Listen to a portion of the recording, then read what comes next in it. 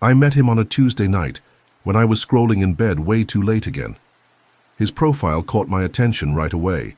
He looked clean, put together, like the kind of guy who actually ironed his shirts and read the terms and conditions. His name was Marcel, and he had this confident but polite tone in his bio, something about loving morning coffee and late-night philosophy.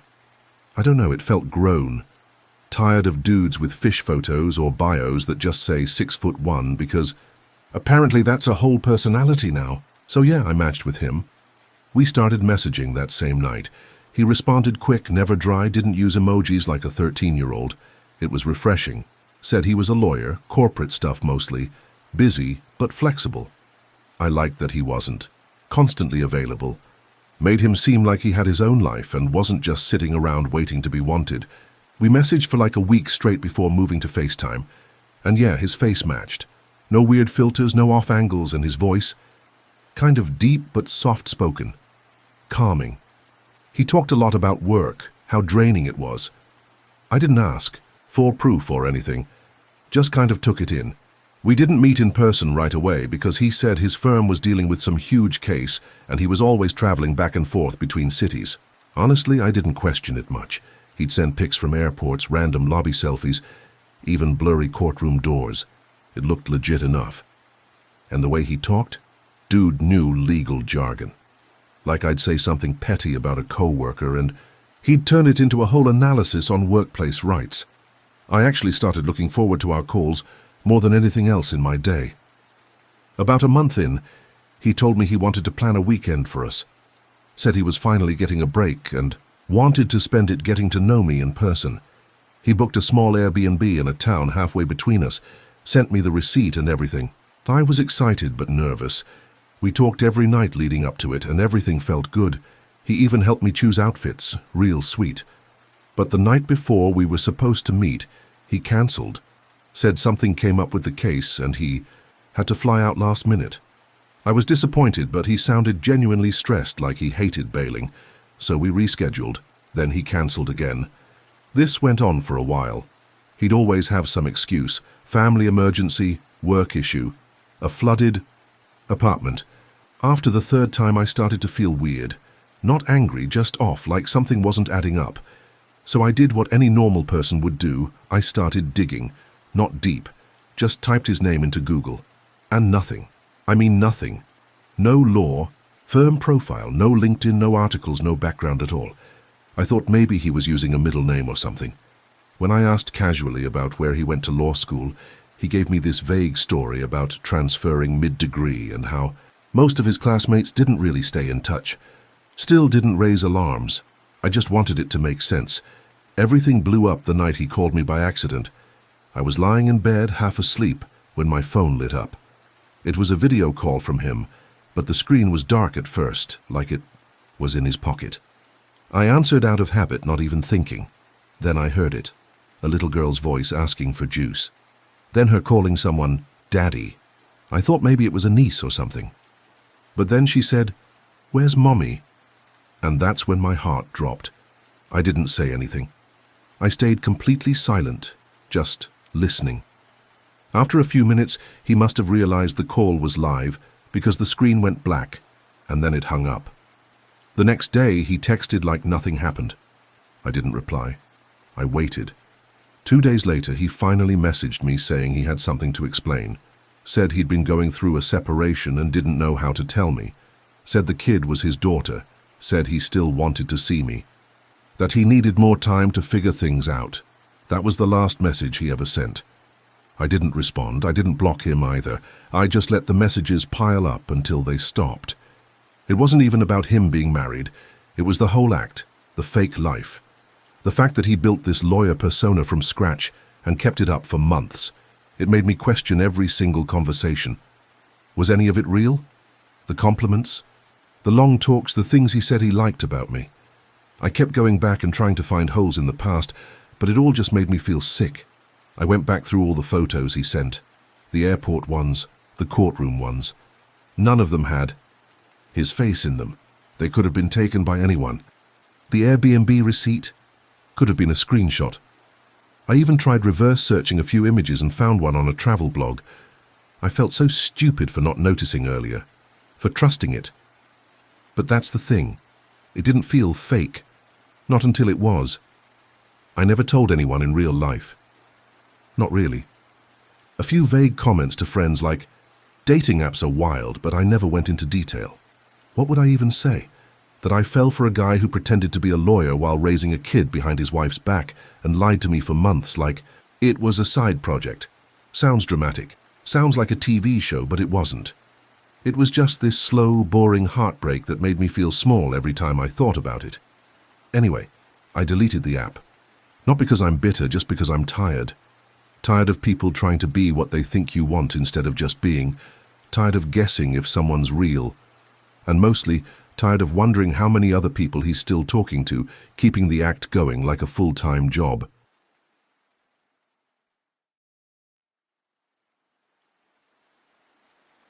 I didn't even know you could get sued for dating someone. Like actually taken to court, with lawyers and paperwork and folders with your name printed on them. If someone told me that a year ago, I would have laughed and called it some messy, Lifetime movie plot. But here I am, not laughing, not watching a movie, just stuck in this weird legal black hole because I had the bad luck of falling for someone who wasn't actually single, even though she swore she was. Her name was Carla. Weird name, I know. She said her parents were into flowers or something. She had this energy about her, like she already knew what she wanted from everyone before they even opened their mouth. I liked that. I met her on this app that wasn't super hookup heavy, more like for people who wanted something meaningful, but weren't in a rush. Her profile was full of film photos, quotes about connection and raw honesty, all that deep-feeling stuff. And it worked on me. From the start, she was super upfront about being in an open relationship. Said her and her husband were polyamorous, had been for years and had their own boundaries and agreements. She even showed me pictures of them together, smiling and on hikes and doing normal couple things. She said they dated other people independently and just checked in with each other from time to time. She made it sound so structured, like there was this whole respectful system. It was a little weird at first, I won't lie, but the more I got to know her, the less it bothered me. And honestly, I didn't think it was my place to ask too many questions about someone else's marriage. Things moved fast. We went from casual drinks to cooking dinners together in my apartment. She had a drawer, she bought me plants. She'd come over on weeknights and fall asleep on my chest like we were building something. I never asked where her husband was during all of this. It just didn't feel like a thing we needed to talk about, and I didn't want to ruin whatever this was with paranoia. But then, one day, this letter shows up in my mailbox. Actual letter, not an email. It had legal stamps on it and everything. I thought it was some scam at first. I opened it and read the first few lines and just sat there with it in my hands for like 10 minutes. I was being sued. No joke. For alienation of affection. I didn't even know what that meant. Apparently it's this old law in a few states where you can sue the person your spouse cheated with. Like the third party, me, the guy who thought everything was above board. It's not common, but it's real. And it was happening. I tried calling her, she didn't answer, sent her messages, nothing. Then finally she texted me, all in lowercase, saying she was sorry and things got out of hand, and she should have told me more. That was it. I never saw her again, so now I'm sitting here in the middle of a legal situation I still barely understand. I had to get a lawyer. Not cheap. He explained the law to me. Said it was basically her husband's way of punishing someone, me, for something he couldn't control. Even though they were supposedly in an open marriage, apparently they had rules. And according to him, I broke them. I didn't even know the rules. No one gave me a copy of the manual. But that didn't matter. The worst part wasn't the lawsuit, though. It was the feeling that I'd been used, not just emotionally, but like strategically. Like I was a pawn in some messy power game between two people who weren't being honest with each other or with me. I thought I was building something with her. I thought she came over because she wanted to. I thought we had inside jokes and morning coffee runs that meant something. But maybe it was all just temporary for her. Maybe I was her way of escaping. Or proving a point. Or making him jealous. I'll never really know. Friends told me to go public with it, post about it, call her out. But I didn't. I don't want to be that guy, airing everything out just to get sympathy or attention. It feels gross. And besides, what would I even say? Hey, here's a warning. Just because someone says they're in an open relationship doesn't mean their partner actually knows you exist. Doesn't really fit on a poster. The whole thing dragged out for months. Court appearances, phone calls, awkward conversations with my boss when I had to take time off. I kept it all quiet. Told my parents it was a civil matter. Didn't go into detail. Who wants to tell their mom they're being sued for stealing someone's wife, even if it's technically not true? Eventually, the case got dropped. Not because I proved anything, but because her husband stopped pursuing it. My lawyer said maybe he was trying to scare me off, or maybe he just wanted to make a point. Either way, it left a huge mess behind. I lost money. I lost trust. And now, whenever I go on dating apps, I overthink everything. If someone says they're in an open relationship, I swipe left immediately. If someone's too cool about everything, I don't believe them. I've turned into one of those people who reads the fine print and Googles names before the first date. Calla? No clue where she is now. Deleted her profiles, blocked my number, probably moved on to someone new who doesn't know anything. Sometimes I still think about her when I walk past the bakery we used to go to, or when I see people hugging at the train station, like nothing bad ever happens. I wonder if she ever felt bad. Or if I was just a temporary role she played really. Well, I'm not mad. Just tired, like it's one thing to get ghosted or dumped or cheated on. That stuff sucks, but it happens. This was a whole different category. Dating someone and ending up in court over it? Yeah, no one prepares you for that.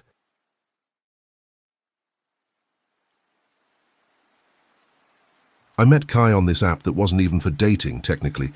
More like for social discovery, that's whatever that means.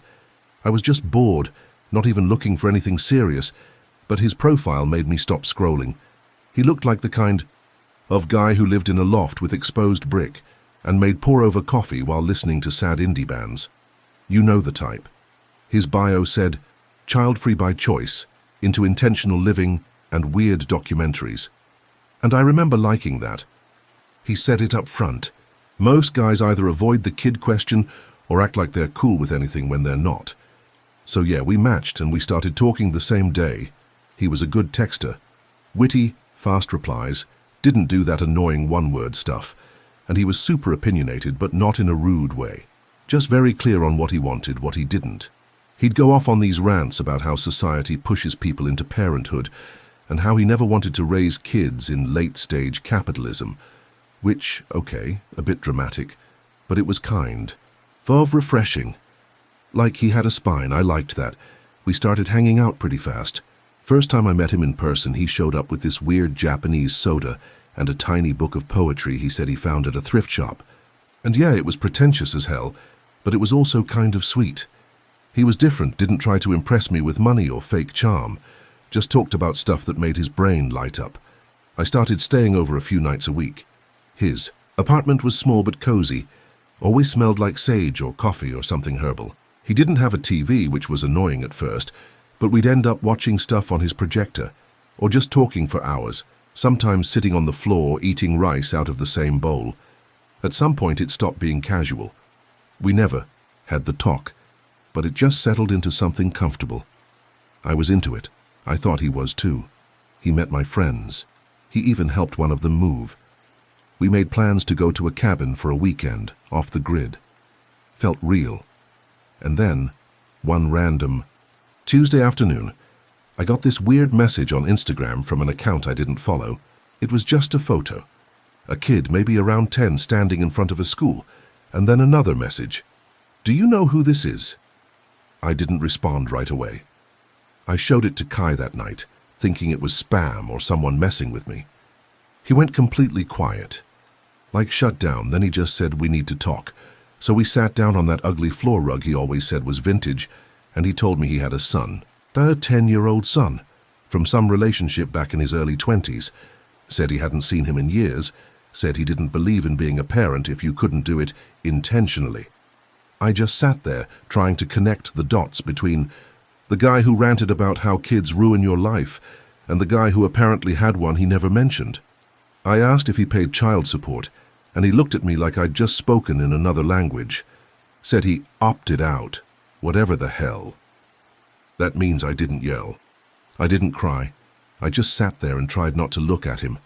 Everything felt weird after that. I kept remembering all the stuff he'd said about being child-free, how passionate he was about it.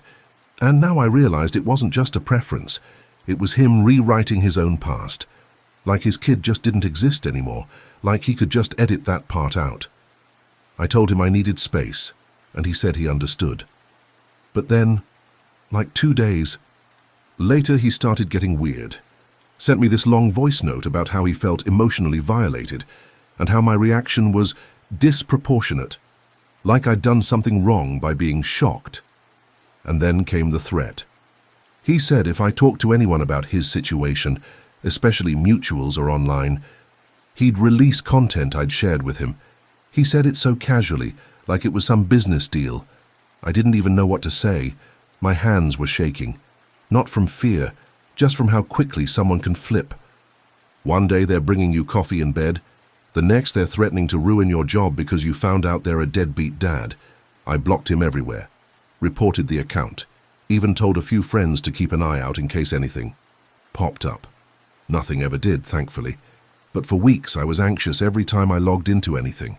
Not because of the photos, but because I felt like I had no clue who I'd been sharing my life with.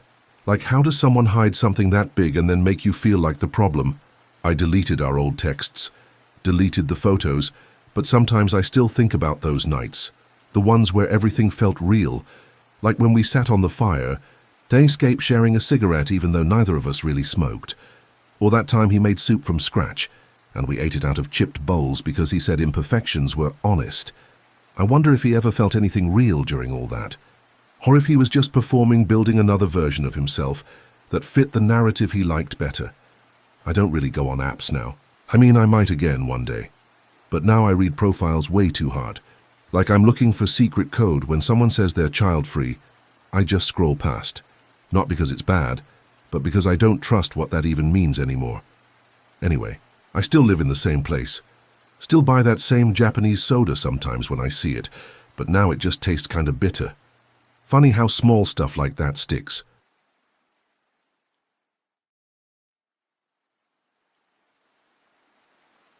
So I met this hot chick on Hinge. Her name was Myra, and her profile had this quiet vibe, like someone who just moved to a new city and was still figuring out where the best coffee spots were. Her answers were all kind of soft and thoughtful, like I'm still learning how to exist in a place that's always moving, and other weirdly poetic stuff that would normally make me roll my eyes, but for some reason I liked it. Her location said she was new to the area, from out of the country. I figured she was just trying to get a fresh start or whatever. I wasn't looking for anything heavy. I'd just gotten out of a situationship that dragged on way too long, so when she messaged me first and asked if I wanted to grab ramen on a Sunday afternoon, I was like, sure, why not? She showed up wearing this old band tee, jeans cuffed at the bottom, and this giant coat that looked like it used to belong to someone's grandpa. She had this look in her eyes like she noticed everything, like she was always watching, but in a calm way. We sat at the bar and ordered way too much food, and she told me she was still adjusting to life here. Said everything was too loud, too fast, too digital. She said in the place she grew up, things were slower. People talked to each other more. I didn't press for details. I figured she'd open up if she felt like it. Plus, I kind of liked the mystery. It was different from the usual small talk. We started seeing each other more after that. She always made it feel like we were hiding from the world, like everything outside didn't matter once the door was shut. She'd sit cross-legged on my couch and scroll through old books on my shelf like they were treasure. She'd ask me weird questions in the middle of the night like, do you think people ever really start over? Or do they just bury the old stuff deeper? I thought it was deep at the time. Now I realize it was probably her trying to tell me something without really telling me. After about 3 months, she moved in. Not officially, but she was over all the time. She'd do little things like cook soup from scratch or tape up tiny notes in the fridge that said, don't forget to drink water, or your leftovers are judging you. She never talked about her past, though. Like, ever. I asked once, where she went to school, and she just said, a little place you've never heard of. I thought maybe it was just trauma or something she didn't want to get into. I wasn't going to push. Everyone has stuff. But then things started getting weird. little things. One day, a package came for her under a different name. I asked who. It was, and she just laughed and said it was an old name from a former life. I let it slide. Then another one showed up, different name again. I started thinking maybe she was using aliases for privacy. She didn't have a real job, just did freelance stuff online, mostly editing and ghostwriting. She never let me see what she was working on, said it was all under NDAs. At one point, I offered to help her set up a real desk in the spare room, and she got kind of weird about it. Said she liked staying mobile. The real red flag came when I got a message on Facebook from someone I didn't know. It was a woman named Eleanor, and she said she'd been looking for Myra for over a year. Said they used to be together, and that Myra owed her a few $1,000s and completely disappeared after promising to help her with a medical bill. I didn't respond right away. I showed Myra the message and expected her to freak out or deny it, but she didn't. She just sat there quiet and then said, "That's not entirely false, but it's also not what it looks like." I pressed. Finally. And that's when it all unraveled. She wasn't from another country. She was born about 30 minutes from where we lived. Same state, same city even. She changed her name a few years ago and started using different identities to avoid exes, old roommates, and apparently some people who were threatening to sue her. I asked for what? She said misunderstandings. I asked again. She said she had a habit of borrowing money she couldn't pay back. Said she was trying to reset her life. That she met me because she wanted something honest for once. Didn't yell. I didn't kick her out right away. I just sat there thinking about how I'd built this whole image of her in my head. The thoughtful girl with the soft voice who cooked late-night pancakes and asked deep questions under blankets. And now I had to adjust to the fact that she'd been lying to me the entire time. Not like a white lie, not like hiding her favorite show or something dumb, but her entire identity. I told her she had to go, not in a big dramatic way. I just said she couldn't stay. She packed fast, barely said anything, left behind a pair of earrings and a copy of a Murakami book she swore she loved but probably never read. After she left, I got 2 more messages from other people. One was a guy who said he loaned her $800 for a fake vet bill. Another was someone who said she promised to invest in their startup and vanished. Both were angry. Both had receipts. I didn't respond to either. What would I say? I kept expecting her to pop back up, to message me, to explain. She never did. She just disappeared again, like she was never here in the first place. Now I check names. I ask more questions. I Google first dates. Not because I'm scared, but because I learned that some people build entire lives out of smoke, and they're good at it. Real good, and when it burns down, you're left sitting in a room that doesn't even feel like yours anymore.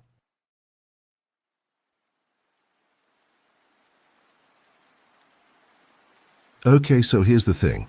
I've dated trash dudes before, like actual bottom-of-the-bag soggy takeout box, smells like it's been there a week type trash.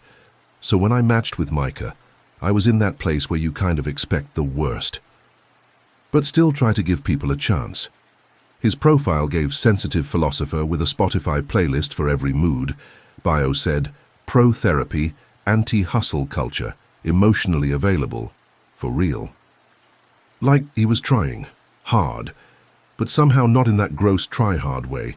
He had one of those tired faces like he's seen stuff.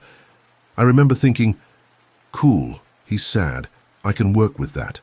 We met at a bookstore cafe because, of course, we did. He brought a book with him, and I can't even remember which one because I was too distracted by how much he looked like someone who owned incense and had probably read bell hooks once and never stopped bringing it up. First date was solid. Good banter, good eye contact. He listened, like really listened. I mentioned I had a complicated relationship with my mum, and he didn't flinch or make it weird. He just nodded like, yup, same. So we kept seeing each other. He was big on checking in, sent me texts like, hey, how's your heart today, and can I hold space for you? It was a little corny, yeah, but I was into it. It felt nice after so many dudes who thought intimacy was just unzipping their pants and saying, you up. He always talked about accountability, emotional labor, healthy masculinity, all the buzzwords. And he was in therapy, weekly, sometimes bi-weekly. At one point I was like, damn, maybe I finally found someone who actually gets it. We started spending more nights together, He cooked weird little meals with too much turmeric, played me ambient music while we talked about what we wanted to unlearn. He met my friends, they loved him. One of them even said, "You finally found a man who's done the work," and I was like, yeah, maybe I did. And then the podcast thing happened. I didn't even know he had one. He never mentioned it. Ever. I found it by accident. One of my friends sent me a TikTok clip where this guy was talking about weaponized vulnerability in modern dating and how some women fake trauma to avoid accountability. The guy's voice sounded familiar, like weirdly familiar. I replayed it 3 times. It was him, no doubt. Same cadence, same little pretentious laugh. But he was using a different name, a fake one. Eli Knox. I searched the name and found the full podcast. It had like 40+ episodes, all anonymous, all under this weird healing from female manipulation angle. I binged like 5 in a row. I wish I didn't. He had entire segments where he talked about women he dated, vaguely, enough to pretend it was anonymous, but if you knew him, if you were one of those women, you knew. One of the stories was about a freelance writer with unresolved mom issues who used therapy speak to dodge accountability. That's me. That's literally me, word for word. He told that story like I was some emotionally unavailable manipulator who used my trauma to earn empathy I didn't reciprocate. I sat there with my mouth open like, this man who lit sage and asked to hold space for me, was out here telling strangers that I weaponized my own anxiety to gain control. I wanted to scream. And he had other stories too, about women who cried too easily, about feminist influencers who talk about boundaries but ghost you the second you challenge them.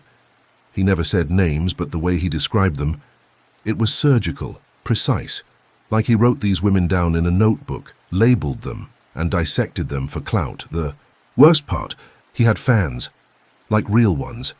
Dudes in the comments talking about how his insights opened their eyes, that he was helping them understand emotional manipulation from the female perspective. Meanwhile, this same man was texting me that night telling me he missed my energy. I didn't even confront him right away.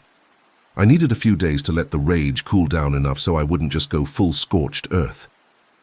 When I finally brought it up, he didn't even look surprised. Just stared at me and said, "You knew I was a communicator. This is how I process, like, excuse me? Calling your podcast a communication tool is like saying a diary is journalism." He said I was taking it too personally, that he never used my name and that he had a right to his story.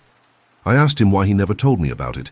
He said it was a separate space and that he didn't want it to affect how I saw him. Bro, you affected how I saw you. After that, I dipped. Blocked him on everything, told my friends. One of them recognized another story he told and said she was pretty sure he was talking about her too. She dated him briefly 2 years ago. He did the same thing, soft guy act, all gentle words, then ghosted her and talked about her emotional instability on Reddit. The podcast's still up. Last I checked, he dropped a new episode about the myth of the safe space, or some dumb poetic title that basically means a woman got mad at me again. I don't even listen anymore.